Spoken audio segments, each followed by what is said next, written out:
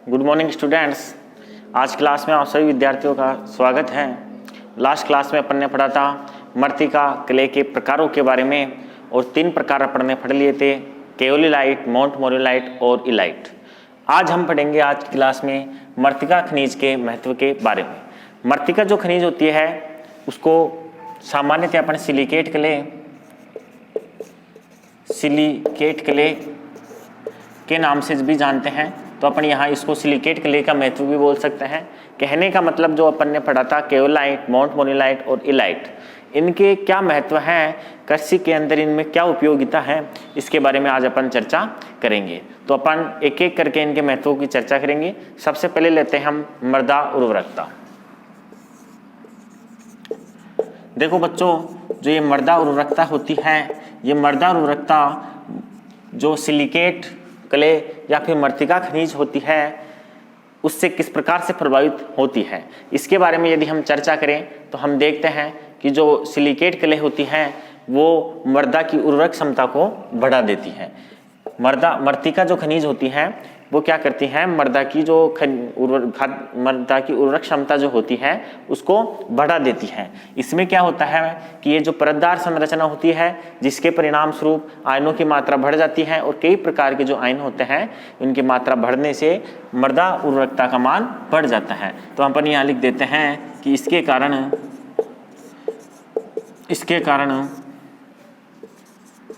मृदा की उर्वरकता बढ़ जाती है। इसके कारण जो मृदा की उर्वरकता होती है वो बढ़ जाती है। दूसरी चीज की बात करें, दूसरा जो इम्पोर्टेंस है वो है जल धारण क्षमता। देखो बच्चों, जब अपन ने पढ़ा था इसकी संरचना के बारे में, तो इसकी संरचना में अपन ने अध्ययन किया था कि इसके जो आकार होते हैं वो महीन होते हैं, रंध्रावकाश अधिक पाया जाता है। आकार महीन होने के कारण क्या होते हैं कि इनके जो रंध्रावकाश होते हैं, इन रंध्रावकाशों के अंदर जल क्या हो जाता है, भर जाता है। रंध्रावकाश के अंदर जल भर जाता है जिसके परिणाम स्वरूप इनकी जो जल धारण क्षमता होती है, जल को एकत्रित करने की जो क्षमता होती है उसका मान बढ़ जाता है। तो हम यहाँ कह सकते हैं कि मृत्तिका खनिज के कारण मृदा की जो जल धारण क्षमता होती है वो बढ़ जाती है। ऐसी स्थितियों के अंदर जब जल धारण क्षमता बढ़ जाती है तो मृदा के अंदर पैदावार जो होती है, मृदा में जो फसलों की पैदावार होती है वो बढ़ जाती है और उत्पादन अधिक मात्रा में होने लगता है। तो अपन यहाँ लिख लेते हैं कि मृत्तिका खनिज के कारण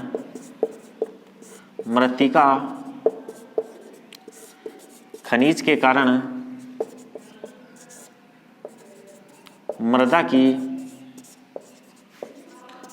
जल धारण क्षमता बढ़ जाती है। और कारण इसका मैंने बताया है आपको भी कि मृत्तिका खनिज जो होते हैं उनमें रंध्रावकाश होता है और रंध्रावकाश की उपस्थिति के कारण जल की जो धारण करने की क्षमता होती है ये इनकी बढ़ जाती है और जिसके कारण मृदा में अधिक मात्रा में जल एकत्रित होने की क्षमता हो जाती है। तीसरा अपन जो टॉपिक लेते हैं, जो इसका महत्व है वो है धनायन विनिमय क्षमता।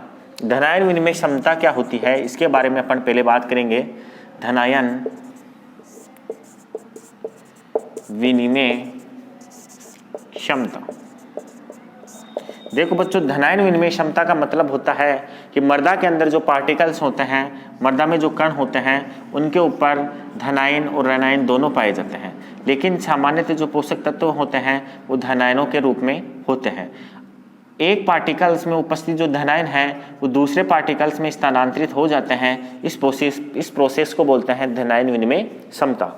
मृदा के जो ये एक कण है और ये दूसरा वाला कण है, तो इस कण से निकलकर जो आयन है, धनायन है, वो दूसरे कण में आ जाते हैं। ये होती है धनायन विनिमय क्षमता। कहने का मतलब आयनों का जो एक्सचेंज होता है, आदान प्रदान जो होता है, उस प्रोसेसिंग को अपन बोलते हैं धनायन विनिमय क्षमता। तो अपन बात करें कि मृत्तिका खनिज की उपस्थिति के कारण मृदा की धनायन विनिमय क्षमता पर क्या प्रभाव पड़ता है, तो यहाँ हम देखेंगे कि मृत्तिका खनिज की उपस्थिति के कारण मृदा की धनायन विनिमय क्षमता बढ़ जाती है, क्योंकि जो मृत्तिका खनिज की सतह होती है वो ऋणावेशित होती है, जैसा कि आपने लास्ट क्लास में पढ़ा था। तो उसके बाद जब इसकी जो सतह ऋणावेशित होती है उसके परिणाम स्वरूप जो आयनों का स्थानांतरण होता है उसमें सहायता मिल जाती है और इसके परिणाम स्वरूप इनकी धनायन विनिमय क्षमता बढ़ जाती है। इनकी धनायन विनिमय क्षमता बढ़ जाती है, क्योंकि मैंने कारण बताया आपको कि इसके ऊपर जो उपस्थित ऋणायन होते हैं, ये ऋणायन क्या करते हैं, इसकी धनायन विनिमय क्षमता को बढ़ाने में सहायता करते हैं। इस प्रकार हम कह सकते हैं कि मृत्तिका खनिज की उपस्थिति के कारण मृदा के अंदर धनायन विनिमय क्षमता बढ़ जाती है। नेक्स्ट जो इसका इम्पोर्टेंस है वो है पोषक तत्वों का अधिशोषण। चौथा जो इसका महत्व है वो है पोषक तत्वों का अधिशोषण। देखो बच्चों, आपको पता होगा कि जो मृदा के अंदर पोषक तत्व होते हैं वो खनिज तत्व हुआ करते हैं। ये जो खनिज तत्व होते हैं ये धनायनों के रूप में होते हैं। सामान्यतः मैग्नीशियम आयन है, Ca+2 है, K+ है, Na है, Na+ है, ये क्या होते हैं, धनायनों के रूप में होते हैं। और अभी अपन ने बात की कि इनकी धनायन विनिमय क्षमता का मान कैसा होता है, ज़्यादा होता है। तो धनायन विनिमय क्षमता के मान ज़्यादा होने के कारण अपन कह सकते हैं कि मृदा के अंदर यदि मृत्तिका खनिज की उपस्थिति ज़्यादा होती है, सिलिकेट क्रिया की मात्रा ज़्यादा होती है, तो ऐसी स्थिति के अंदर जो मृदा है उस मृदा में पोषक तत्वों की अधिशोषण की क्षमता बढ़ जाती है। अधिशोषण का तात्पर्य आप समझते ही हैं कि मृदा की जो सतह है, मृदा के जो पार्टिकल्स हैं, मृदा के जो कण हैं, वो क्या करते हैं, दूसरे वाले मृदा में उपस्थित जो धनायन है उनको अपनी ओर अपनी सतह पर आकर्षित करके चिपका लेते हैं, उसको बोलते हैं अधिशोषण। तो हम कह सकते हैं कि मृत्तिका खनिज की उपस्थिति के अंदर भी मृदा के अंदर जो पोषक तत्व या अपन बोल सकते हैं कि धनायन है, उनकी जो अधिशोषण की क्षमता होती है उसका मान बढ़ जाता है। तो हम कह सकते हैं कि मृत्तिका खनिज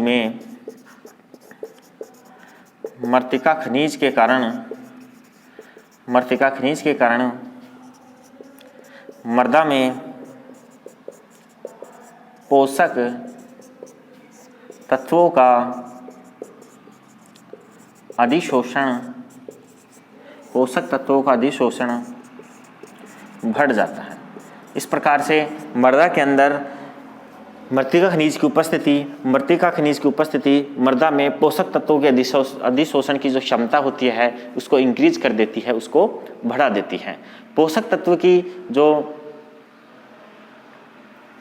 उपस्थिति होती है वो किस प्रकार से मृदा में उपस्थित पोषक तत्व जो फसलें होती हैं उसको प्रभावित करती हैं, उसके बारे में आपने जानते ही हैं कि जो मृदा में उपस्थित पोषक तत्व होते हैं वो पोषक तत्व की जो मात्रा होती है वो ज़्यादा होने पर जो पैदावार होती है वो बढ़ जाती है। अपन अगला टॉपिक जो इसका इम्पोर्टेंस है वो है मृदा में पोषक तत्वों का भंडारण। मृदा में पोषक तत्वों का भंडारण किस प्रकार से प्रभावित होता है मृत्तिका खनिज की उपस्थिति के कारण। तो यहाँ हम चर्चा करें यदि कि मृत्तिका के अंदर पोषक तत्वों का भंडारण कैसा होता है, पोषक तत्वों की जो मात्रा है वो ज़्यादा उपस्थित रहें, इसमें मृत्तिका खनिज किस प्रकार से रोल अदा करती है, किस प्रकार से अपना जो सहयोग है वो देती है। भंडारण का मतलब होता है कि मृदा के अंदर जो पोषक तत्व हैं वो कितने समय तक उसके अंदर एकत्रित रह सकते हैं।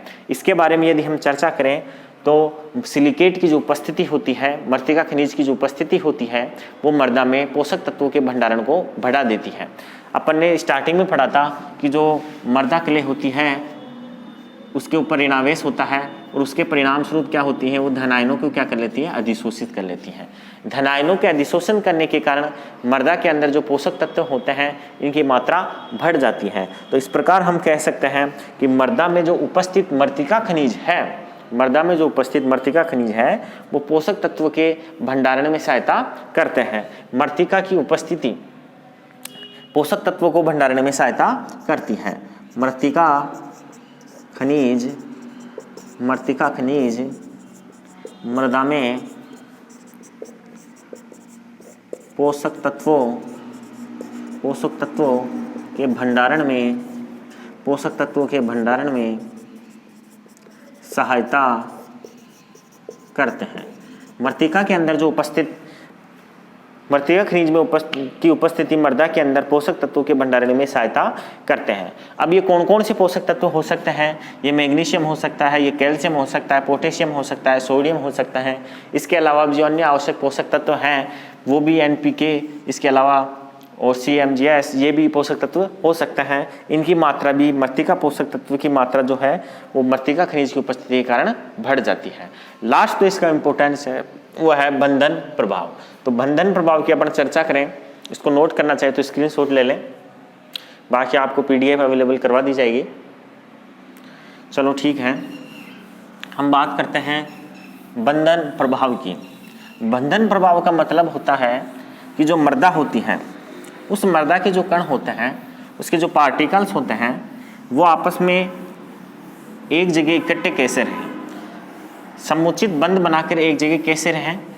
इसमें मृत्तिका खनिज की क्या इंपॉर्टेंस है, इसके बारे में अगर हम चर्चा करें तो अपन देखेंगे कि जो मृदा सुधार होते हैं, मृदा के अंदर अपरदन की प्रक्रिया को रोकना, मृदा के अंदर जो जल के बहाव के कारण कटाव लगता है उस प्रोसेसिंग को रोकना आदि जो क्रियाएं होती हैं वो क्रियाएं बंधन प्रभाव के द्वारा प्रभावित होती हैं। तो अपन यहाँ चर्चा करते हैं कि जो इम्पोर्टेंस है इसका छठवां वो है बंधन प्रभाव। बंधन प्रभाव, बंधन प्रभाव का मतलब होता है बच्चों की जो मृत्तिका होती है उसके जो पार्टिकल्स होते हैं, इसके जो कण होते हैं, ये आपस में बंधित जुड़कर किस प्रकार से मृदा के अंदर एकत्रित रहे जिसके कारण मृदा में सुधार हो सके, मृदा में अपरदन की प्रक्रिया कम हो और जो पोषक तत्वों की मात्रा है वो जल के बहाव के साथ बहकर नहीं जाए। तो इसकी अगर हम बात करें तो मृदा में यदि मृत्तिका खनिज की उपस्थिति अधिक होती है तो ये क्या करती हैं, मृदा में बंधन क्षमता को बढ़ा देती है। इस प्रकार हम कह सकते हैं कि मृदा के अंदर जो मृत्तिका की उपस्थिति है वो पोषक तत्वों के बढ़ाने के साथ साथ मृदा की जो सुधार है उसमें भी सहायता करती है। तो हम कह सकते हैं कि मृत्तिका खनिज की उपस्थिति मृत्तिका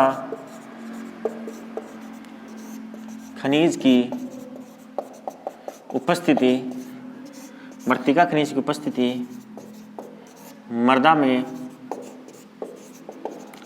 बंधन क्षमता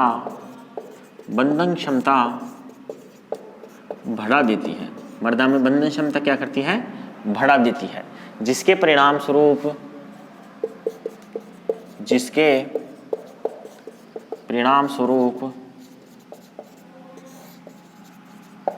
मृदा के भौतिक गुणों में सुधार होता है। देखो बच्चों, मृत्तिका में जो बंधन क्षमता होती है यदि ये इंक्रीज हो जाती है तो मृदा में जो उसके सुधार हैं भौतिक गुणों में उसमें देखने में आते हैं।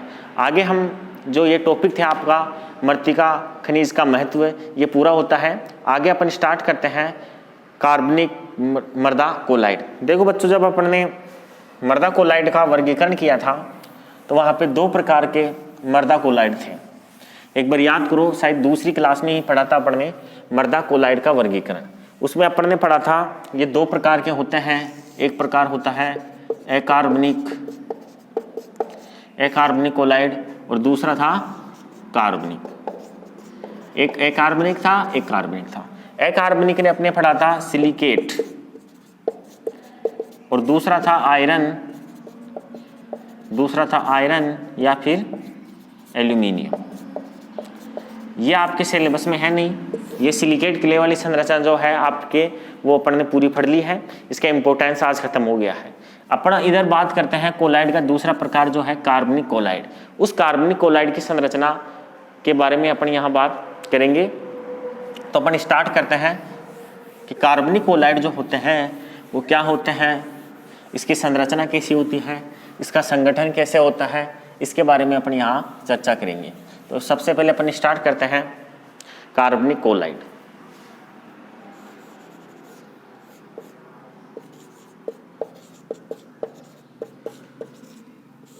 कार्बनिक कोलाइड देखो बच्चों, जैसा कि इसमें नाम से ही पता लग रहा है आपको कि कार्बनिक कोलाइड का मतलब है कि इसमें कार्बन की उपस्थिति महत्वपूर्ण होगी। कार्बन की उपस्थिति इसमें उपस्थित होगी, उसे अपन बोलेंगे कार्बनिक कोलाइड। कार्बन की उपस्थिति ही कार्बनिक कोलाइड कहलाएगी। इसके प्रकार की हम बात करें तो इसका एक प्रकार जो आपके है वो है हुमस। कार्बनिक कोलाइड का एक जो प्रकार है वो होता है हुमस। हुमस के बारे में यदि हम बात करें कि हुमस होता क्या है, तो यहाँ पे अपन देखें तो इसकी परिभाषा ये होगी कि हुमस एक कार्बनिक पदार्थ होता है। हुमस जो होता है एक कार्बनिक पदार्थ होता है जो गहरे भूरे रंग का होता है या फिर गहरे काले रंग का होता है। जो सामान्यतः जो कार्बनिक पदार्थ होते हैं या जीव जंतु होते हैं उनके अपघटन की प्रक्रिया के परिणाम स्वरूप बनने वाला पदार्थ जो होता है वो हुमस कहलाता है। कहने का मतलब हुमस एक कार्बनिक पदार्थ है जो गहरे काले या भूरे रंग का होता है, जो अक्रिस्टलीय कार्बनिक प्रकृति का होता है और इसका जो निर्माण होता है, इसका निर्माण जीव जंतुओं या फिर पेड़ पौधों के अवशिष्टों के अपघटन की प्रक्रिया के परिणाम स्वरूप होता है। जो अवशिष्ट हैं उनके अपघटन के परिणाम स्वरूप जो मृदा के अंदर कार्बनिक पदार्थों की जो वृद्धि होती है वो पदार्थ होता है हुमस। तो अपन इसकी डेफिनेशन यहाँ नोट करते हैं पहले कि हुमस एक जटिल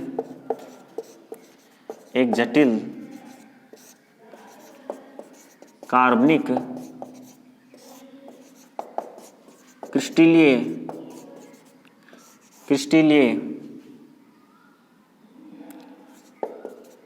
गहरे भूरे या काले रंग का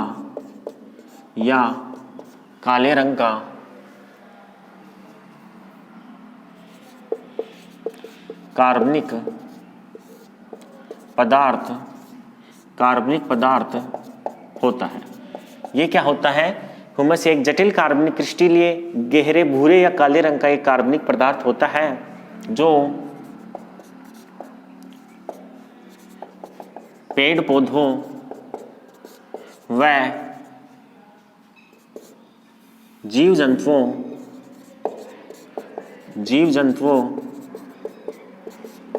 के अवशिष्टों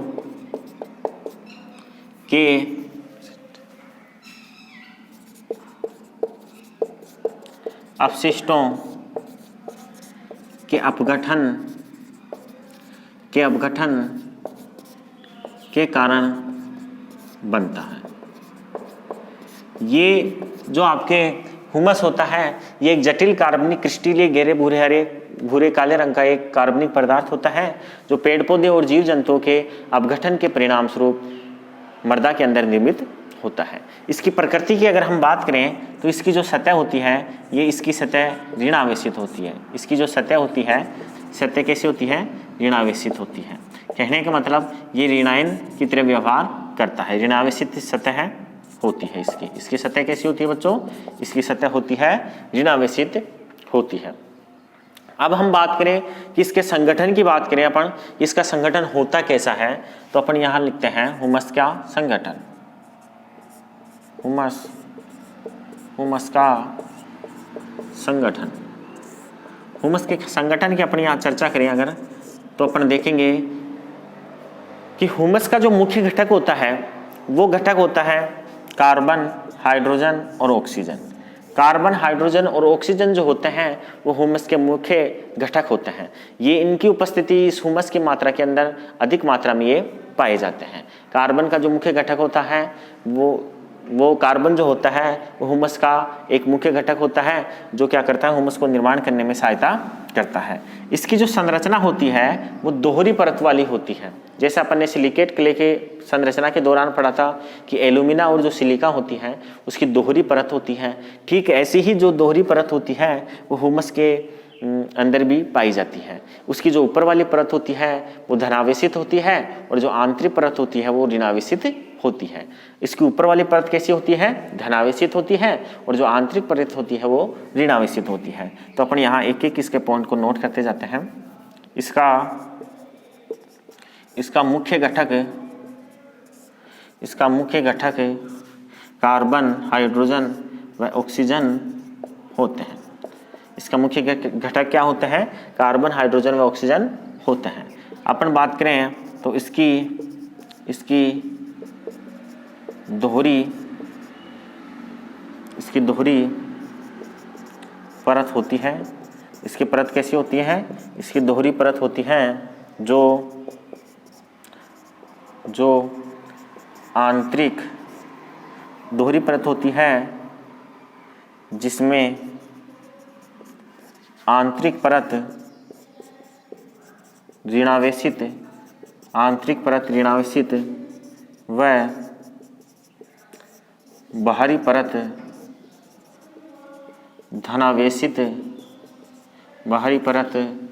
धनावेशित होती है। इसकी आंतरिक परत जो होती है वो ऋणावेशित होती है और बाहरी परत धनावेशित होती है।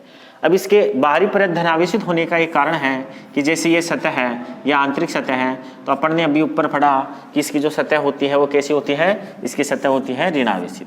अंदर वाली जो सतह है वो ऋणावेशित है। अब जब ऋणावेशित इसकी सतह अंदर वाली कैसी है? ऋणावेशित है, तो आपको पता है कि मृदा के अंदर जो पोषक तत्व होते हैं वो धनायनों के रूप में होते हैं, और ये जो धनायन होते हैं ये इस ह्यूमस की जो बाहर वाली परत होती है उसके ऊपर आकर क्या हो जाते हैं? अधिशोषित हो जाते हैं। क्योंकि जो आंतरिक परत है वो ऋणावेशित है, जिसके परिणाम स्वरूप इसकी जो बाहर वाली परत है वहाँ पे धनायन आकर क्या हो जाते हैं? जमा हो जाते हैं। इस कारण इसकी जो बाहरी वाली परत है वो हो जाती है धनावेशित, और इसकी जो आंतरिक परत होती है वो रह जाती है ऋणावेशित। दोहरी परत बाहरी धनावेशित और आंतरिक परत कैसी हो गई? ऋणावेशित। हम बात करें यहाँ पे इसकी प्रकृति की, इसकी अगर हम प्रकृति की बात करें कि जो ह्यूमस होता है उसकी प्रकृति कैसी होती है, तो पीएच के मान के आधार पे हम इसकी प्रकृति के बारे में जानने का प्रयास करेंगे। तो इसकी जो प्रकृति होती है वो मृदा के अंदर पाए जाने वाले जो पार्टिकल्स होते हैं, जो धनायन होते हैं, उन पे निर्भर करती है। इसमें पाए जाने वाले जो धनायन हैं वो किस प्रकृति के हैं? मृदा अम्लीय प्रकृति की है या क्षारीय प्रकृति के है, उसके आधार पर इसकी प्रकृति देखने में आती है। सामान्यतः यदि इसकी जो प्रकृति है, मृदा की जो प्रकृति अम्लीय प्रकृति की होती है, तो ह्यूमस के ऊपर उपस्थित जो H+ आयन है वो आयनित नहीं होते हैं। H+ आयन क्या होते हैं? आयनित नहीं होते हैं। और यदि मृदा की प्रकृति क्षारीय प्रकृति की होती है तो ह्यूमस के ऊपर जो उपस्थित H+ आयन है वो क्या होते हैं? आयनित हो जाते हैं। ऐसी स्थिति में हम कह सकते हैं कि इसकी जो प्रकृति होती है वो मृदा की प्रकृति पर निर्भर करती है। इसकी प्रकृति मृदा की प्रकृति पर निर्भर करती है। इसकी प्रकृति जो होती है वो मृदा की प्रकृति पर निर्भर करती है। यदि मृदा अम्लीय प्रकृति की होती है तो ये क्या करते हैं? H+ आयन को क्या करते हैं? आयनित नहीं करते हैं। H+ आयन को आयनित नहीं करते हैं। और यदि अम्लीय प्रकृति होने की स्थिति के अंदर ये H+ आयन को आयनित नहीं करते हैं, और यदि क्षारीय प्रकृति होती है तो क्षारीय प्रकृति की स्थिति में ये H+ आयनों को क्या कर देते हैं? आयनित, ये H+ आयनों को आयनित कर देते हैं। इस प्रकार से अपन देखते हैं कि मृदा की प्रकृति ही जो इसकी प्रकृति होती है उसको क्या करती है? प्रभावित करती है।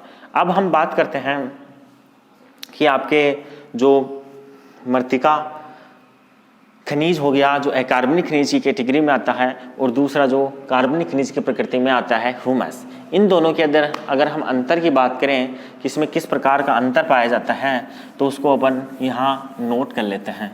इसके जो अंतर है उसको अपन देख लेते हैं कि जो कार्बनिक कोलाइड और अकार्बनिक कोलाइड है उसमें अंतर क्या है।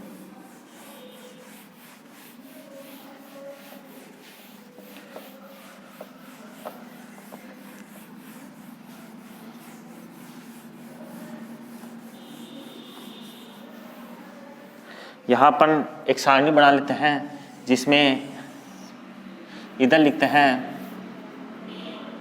टॉपिक रहेगा अपना अकार्बनिक कोलाइड, और इधर है कार्बनिक कोलाइड।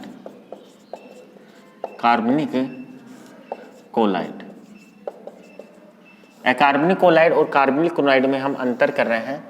किसमें अंतर क्या होता है?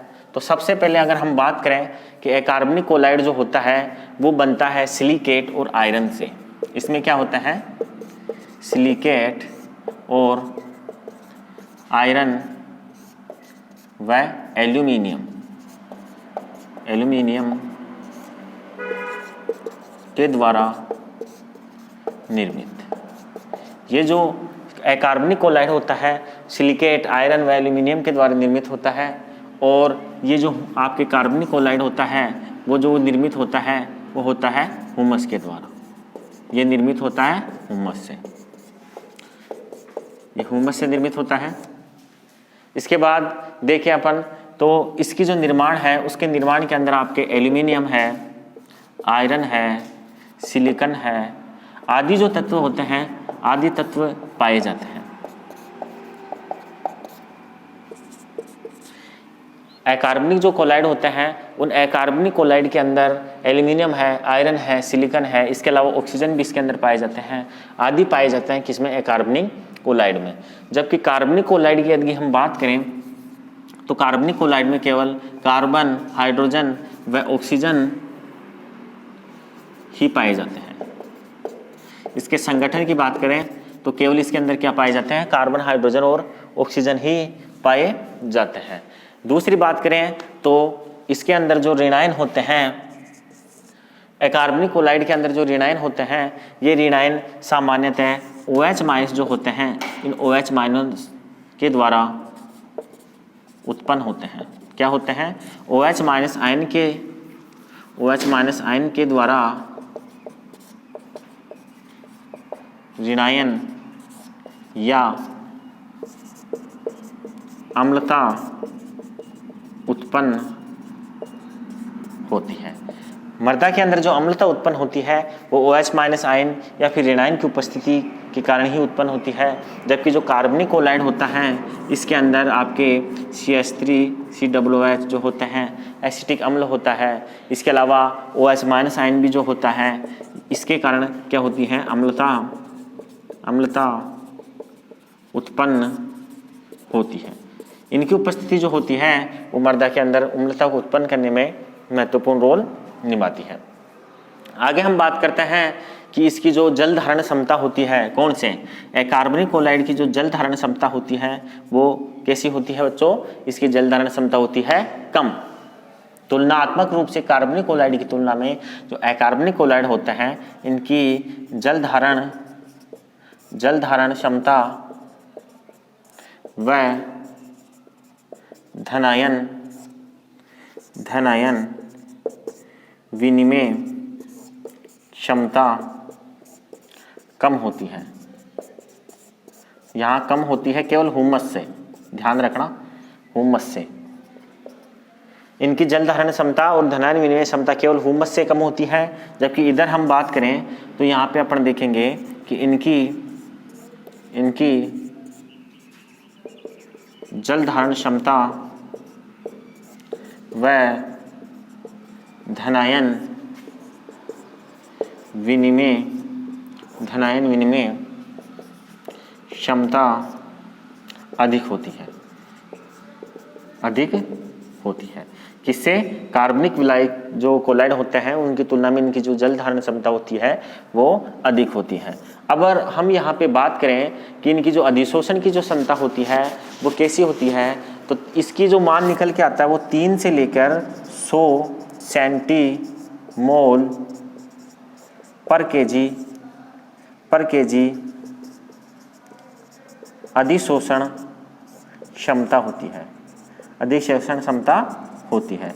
इनकी जो अधिशोषण क्षमता होती है वो 3 से 100 सेंटीमोल प्रति केजी के हिसाब से होती है। और जबकि अपन कार्बनिक क्लोराइड की यदि हम बात करें तो यहाँ पे 150 से लेकर 200 सेंटीमोल पर केजी के हिसाब से इसकी धनायन क्षमता होती है।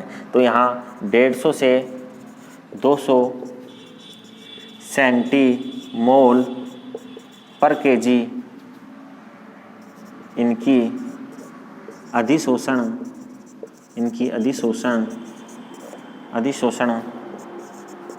क्षमता होती है। इनकी अधिशोषण क्षमता जो होती है वो 150 से लेकर 200 सेंटीमोल पर केजी के हिसाब से होती है। तो ये जो आपके अकार्बनिक क्लोराइड और जो कार्बनिक क्लोराइड है उसमें अंतर है। इसको एक बार और रिपीट कर देता हूँ मैं, फिर आप इसके स्क्रीनशॉट ले लेना। अकार्बनिक जो कोलाइड होते हैं वो अकार्बनिक कोलाइड के अंदर मुख्य रूप से सिलिकेट, आयरन व एल्यूमिनियम के द्वारा ये निर्मित होते हैं। जबकि कार्बनिक जो कोलाइड होते हैं उसके अगर हम प्रकार की बात करें या निर्माण की बात करें तो उसमें केवल ह्यूमस पाया जाता है। अकार्बनिक कोलाइड के अंदर निर्मित होने वाले पदार्थों की बात करें तो ये एल्यूमिनियम, आयरन, सिलिकॉन व ऑक्सीजन जो तत्व होते हैं उनके द्वारा निर्मित होता है अकार्बनिक कोलाइड। जबकि ह्यूमस या कार्बनिक कोलाइड की बात करें तो उनमें कार्बन, हाइड्रोजन और जो ऑक्सीजन है इसकी जो उपस्थिति होती है वो अधिक मात्रा में पाई जाती है।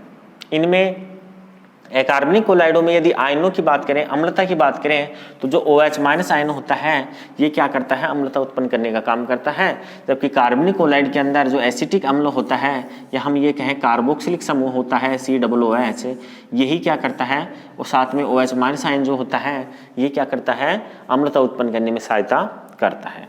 जल धारण क्षमता की यदि दोनों की तुलना करें तो अकार्बनिक कोलाइड की जो जल धारण क्षमता और धनायन विनिमय क्षमता होती है वो कार्बनिक कोलाइड की तुलना में कम होती है, और इनकी जो अधिशोषण की जो क्षमता होती है वो कार्बनिक कोलाइड की तुलना में अकार्बनिक कोलाइड की कम होती है, और इसका जो मान होता है वो 3 से लेकर 100 सेंटीमोल पर केजी होता है। जबकि इसका जो मान होता है वो 150 से 200 सेंटीमोल पर केजी के हिसाब से अधिशोषण क्षमता इनकी होती है। तो बच्चों आज की जो क्लास है अपनी यहीं तक रहेगी। नेक्स्ट क्लास में अपन पढ़ेंगे इसके आगे का जो टॉपिक है उसके बारे में। थैंक यू, धन्यवाद।